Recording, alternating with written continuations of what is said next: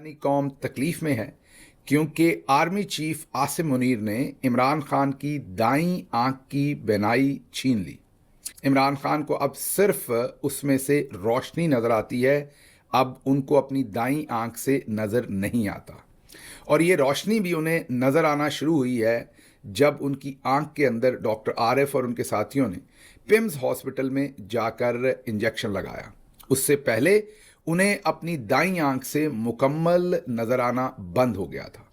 अभी हाल ही में उनकी जो बाईं आंख है उसमें भी शायद धुंधलापन है या नहीं है, ये तो अब डॉक्टर्स चेक करेंगे और बताएंगे, लेकिन अब वो ये कंप्लेन कर रहे हैं कि उनको ओवरऑल दिखने में धुंधलापन है। ताकि आप किताबों में पढ़ते थे, कहानियों में सुनते थे, चंगेज़ खान, हलाकू खान, यजीद, आप बदतरीन जो जालिम हुक्मरान थे उनके बारे में सुनते थे, पढ़ते थे कि कैसे वो लोगों को उनकी बीनाई से महरूम करते थे। आज आप इस वक्त के यजीद के बारे में सुनेंगे कि कैसे जानबूझकर इमरान खान साहब से उनकी दाईं आंख की बीनाई जो है वो छीन ली गई। मैं आपको पहले दिन से कह रहा हूं कि इमरान खान एक कैदी नहीं है, मगवी हैं। उन्हें आसिम मुनीर और उनके साथी जनरल्स ने आर्मी के डंडे के जोर पर, फौज के डंडे के जोर पर, जैसे दुश्मन मुल्क के जनरल्स आपको पकड़ लें, बिल्कुल उसी तरीके से इमरान खान को इन जनरल्स ने मगवी बना के रखा हुआ है। वो जेल के अंदर नहीं है।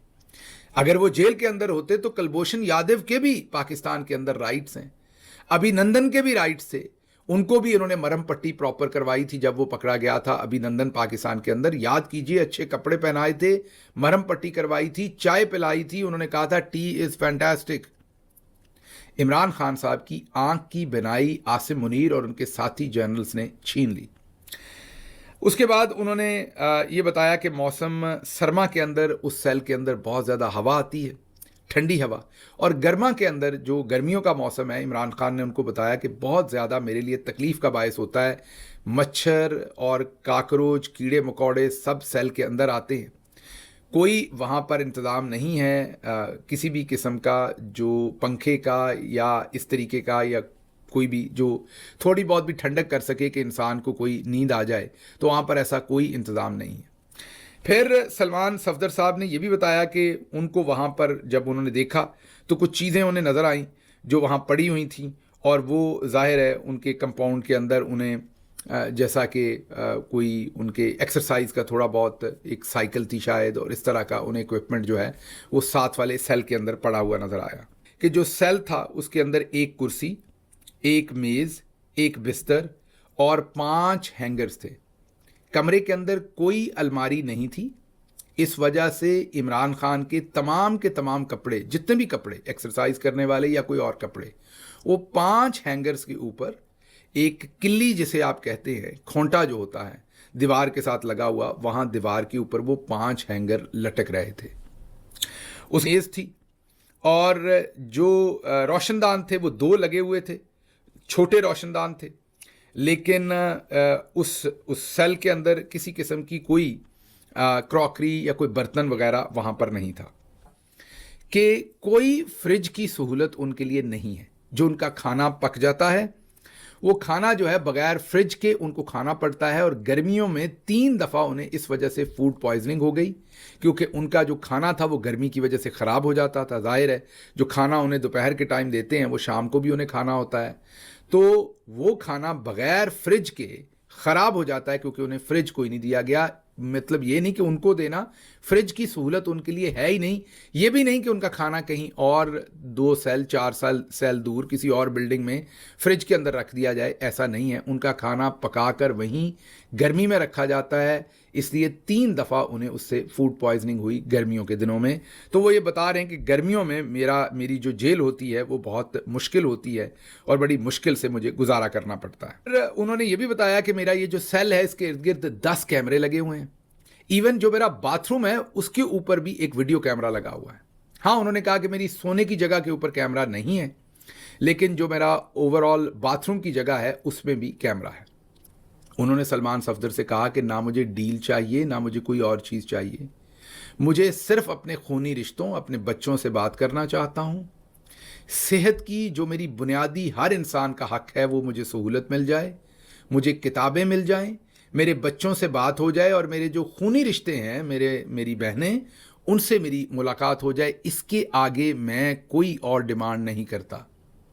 का जो सेल था उसके अंदर ही एक बाथरूम था और उस बाथरूम की जो टॉयलेट जो था उसकी दीवार 3-4 फुट आप कहें कि वो दीवार बनाई हुई थी। शुरू में तो ये 3 फुट थी, फिर क्योंकि कैमरा लगाया हुआ था तो नहाते हुए खान साहब का पूरा जिस्म नज़र आता था। फिर जब कंप्लेन की तो उन्होंने 1-1 फुट और दीवार बना दी। तो जो बाथरूम है उसके ऊपर कोई छत नहीं है, उसी 10 बाई 8 के सेल के अंदर ही बाथरूम है। आप दूसरे लफ्ज़ों में समझें कि इंसान को बाथरूम के अंदर ही रहना पड़ रहा है, क्योंकि वो बाथरूम जो है वो सिर्फ एक 3 से 4 फुट दीवार बनाई हुई है जिसके ऊपर कोई छत नहीं है और वो एल शेप की एक दीवार बनी होती है। क्योंकि उस सेल में मैं रहा हुआ हूँ, मुझे अंदाज़ा है। तो उस और वो बाथरूम की जो सफाई का इंतज़ाम था वो भी मुनासिब नहीं था। सलमान सफदर ये लिखते हैं, मुझे उसका ख्याल ये कि उन्हें फौरी हॉस्पिटल मुंतकिल करके उनका ट्रीटमेंट करना चाहिए, लेकिन बजाय ये करने के जो जस्टिस याया अफरीदी हैं उन्होंने कहा कि 16 तारीख तक हुकूमत अपनी पसंद के किसी भी डॉक्टर से दोबारा उनका चेकअप करवाए और हमें बताए।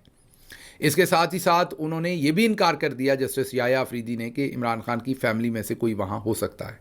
हाँ, बेटों से बात करवाने की फ़ोन पर इजाज़त दी उन्होंने और अब 16 तारीख को पता चलेगा कि कौन चेक करता है इमरान खान साहब को और किस तरह का उन्हें ट्रीटमेंट मिलता है। लेकिन सुप्रीम कोर्ट ऑफ पाकिस्तान ने बुनियादी तौर पर इमरान खान के बुनियादी हकूक़ को डिनाई कर दिया।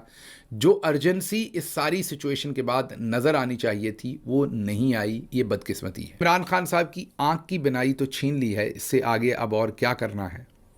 तो अगला काम उनकी जान लेने का है। आसिम मुनीर और उनके साथी, अगला काम उन पर यही रह गया है जिसका ख़दशा इमरान खान साहब ने जेल से बार बार कहा था कि मुझे कुछ भी हुआ तो उसका ज़िम्मेदार आसिम मुनीर होगा। ये उन्होंने बार बार स्टेटमेंट दी थी। अब एक बहुत बड़ा नुकसान तो आसिम मुनीर कर चुके, उनकी दाईं आंख की बिनाई उनसे छीन चुके, उन्हें एक आंख से अंधा कर चुके हैं। इससे बड़ा जुल्म मॉडर्न हिस्ट्री में तो आपने नहीं सुना होगा, लेकिन ये पाकिस्तान के अंदर हो चुका।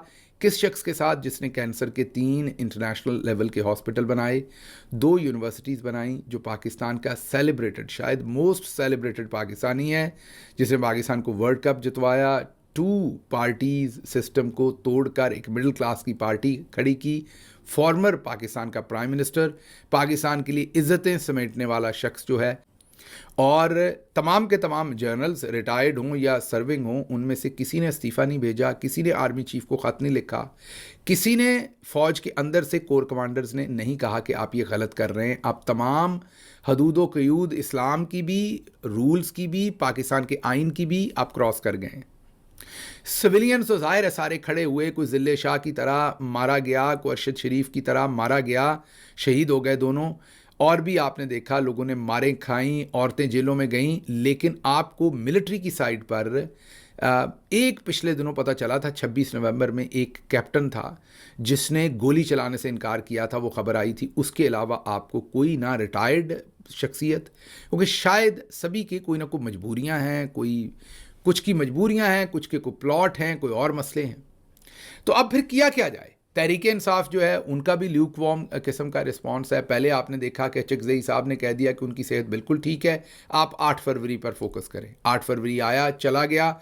8 फरवरी में ठीक है, अवाम ने रिस्पॉन्ड किया, एहतजाज हुआ, लेकिन उससे आसिम मुनीर की सेहत पर क्या फ़र्क पड़ा? इस शख्स के लिए किसी तरह से भी नहीं उठ के खड़े होते और रिस्पॉन्ड नहीं करते, तो फिर हमें कोई हक़ नहीं है अपने आप को एक कौम कहने का और ये कहने का कि हमें लीडर अच्छे नहीं मिले, हमें शरीफ मिले, हमें जरदारी मिले, हमें चोर उचक्के मिले, फिर शायद हम यही डिज़र्व करते हैं।